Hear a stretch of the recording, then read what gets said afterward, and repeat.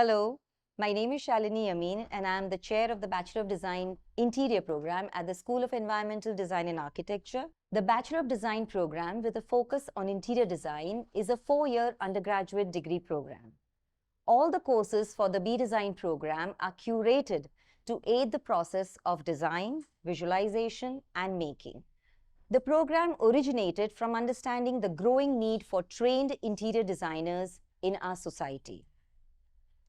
By focusing on specific aspects of interior design, such as attention to interiority with an appropriate material knowledge, we aim to create sensitive, thinking young designers. Learning by doing is a very important dictum of this program.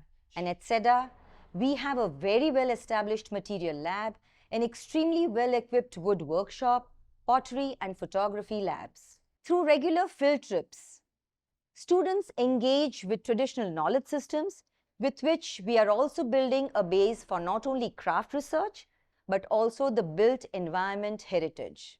This has been reinforced in the program so that our students are very well equipped for future trends and become smart, thinking young professionals who can not only design meaningful spaces, but also become good citizens of our country.